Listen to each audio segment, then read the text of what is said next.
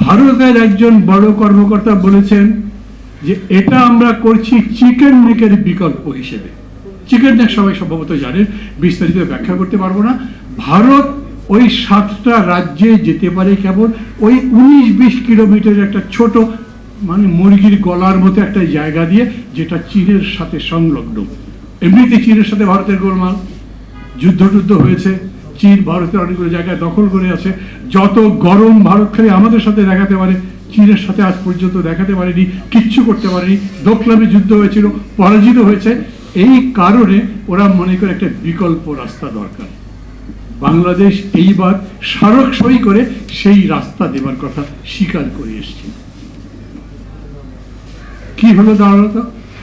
আমার দেশে আমি ভারত এবং চীনের যুদ্ধের একটা প্রতিযোগিতার ময়দান বানিয়ে ফেললাম। আরো অন্যান্য তো আছেই, আমাদের বাণিজ্য ঘাটতি, সীমান্ত, পানি।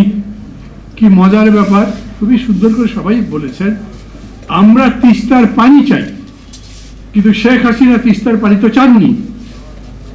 উনি বরঞ্চ ওদের কাছে বলেছেন, ওরা বলেছে আমরা গিয়ে দেখব তিস্তা প্রজেক্টটা কি করা যায়।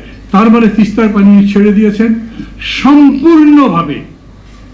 সম্পূর্ণভাবে নত জানু একটা বুদ্ধি ওদের কাছে সব সারেন্ডার করা হয়েছে। কি করবেন এখন? প্রশ্ন হচ্ছে এখন কি করবেন? দেশের স্বাধীনতা, সার্বভৌমত্বের প্রশ্ন, সিকিউরিটির প্রশ্ন যখন এরকম করে আমার প্রতিবেশীর কাছে সারেন্ডার করা হয়, যে প্রতিবেশী সত্যি সত্যি আমাদের সাথে বন্ধুত্বের কিছু দেখায়নি এখন পর্যন্ত, যদি দেখাতো তাহলে প্রধানমন্ত্রী ঘুরে আসার 36 ঘন্টার মধ্যে রংপুর বর্ডারে গুলি করে লোক মেরে ফেলত না। আমি আপনাদের জিজ্ঞেস করছি এখন কি করবেন? ইসলামী আন্দোলনের কাছে জিজ্ঞেস করছি এখন কি করবে? সেমিনার যথেষ্ট? এই যে দেখছেন না, দুর্নীতির মহোৎসব শুরু হয়ে গেল।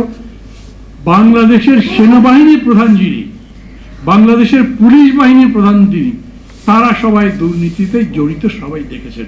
আমি এখানে একটা কথা বলি, বিস্তারিত বিবরণ আপনারা বিভিন্ন জায়গায় পেয়েছেন, আমি তার মধ্যে দেব না।